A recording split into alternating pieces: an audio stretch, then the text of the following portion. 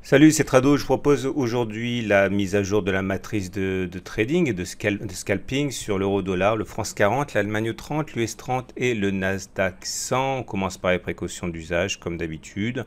Il ne s'agit que d'une matrice donnée à titre informatif et pédagogique. Il n'y a pas ici de conseil en investissement ni en trading. C'est l'opinion de Trado's Trading et pas celle de CMC Markets. On commence par la matrice que je vous proposais la semaine dernière. Et nous étions dans l'ellipse verte ici en tendance baissière puisque les cours étaient en dessous d'une moyenne mobile à 20 périodes qui descendait.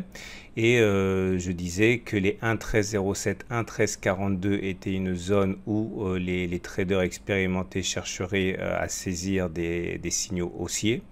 Et qu'en cas de cassure, une petite accélération baissière vers la seconde zone de support établie à 1.1287, 1.1276, zone à partir de laquelle les traders expérimentés chercheraient sans doute une fois de plus à saisir des signaux haussiers. Les 1.143, 1.148 étaient une zone où des signaux haussiers auraient été recherchés. Et voilà ce qu'il s'est produit. Donc nous étions là au moment de l'analyse. Vous voyez qu'on on a accompagné la tendance baissière. On a rebondi une première fois sur cette zone des 1.1307, 1.1342 avant de subir une autre attaque. Puis accélération baissière en dessous des 1.1307 pour aller chercher la fameuse deuxième zone de support ici. Et depuis, eh bien, on remonte. Alors pour cette semaine, nous sommes donc dans l'ellipse verte.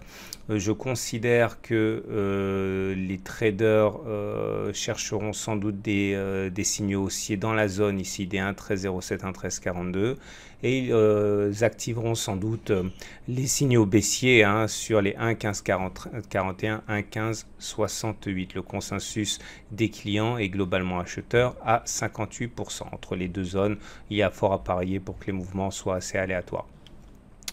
On passe au France 40, toujours en données 4 heures, et voilà la matrice que je proposais la semaine dernière.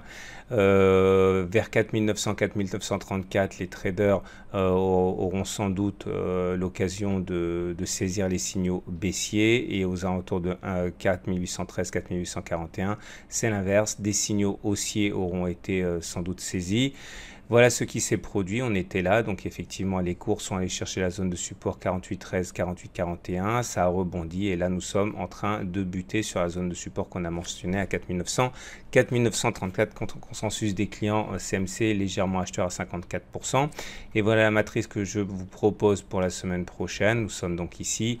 Je considère qu'au-dessus de 4934, beaucoup des traders tenteront de saisir les signaux haussiers pour profiter d'une impulsion.